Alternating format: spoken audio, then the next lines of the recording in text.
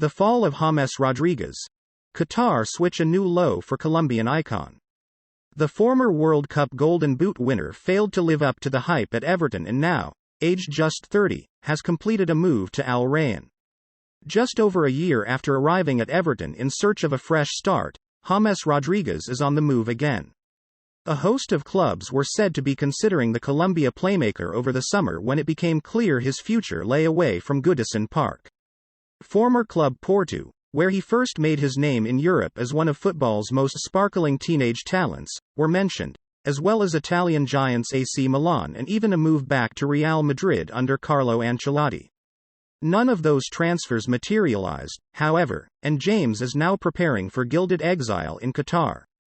And while his switch to Al Rayyan will provide ample financial riches, it is a huge step back for a man whose unique abilities should have been enough to place him firmly and irreversibly within the game's elite.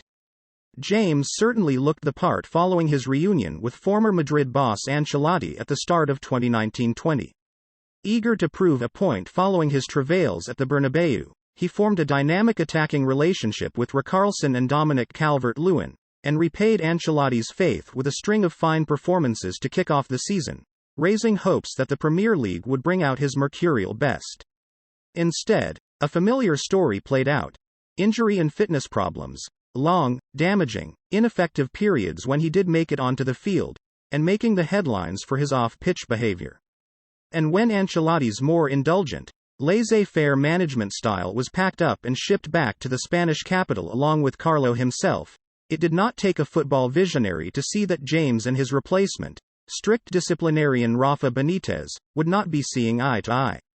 He wouldn't be a Rafa player, former Toffees manager Sam Allardyce boss told Sky Sports News after James failed to engineer a way out of Everton over the summer. They, Benitez's players, know how to do the job, they all know how to play the system and know they have to do this and that. They spend loads of time on the training ground. Rodriguez is an instinctive player, wants freedom, he doesn't want the handcuffs. He's just not a Rafa player, that's where the conflict lies. If any doubt remained over James's plans to stay on Merseyside, they surely went up in the vape smoke he puffed out into the Ibiza air while partying on a yacht at the start of September, while his teammates were celebrating a strong start to the Premier League season in his absence.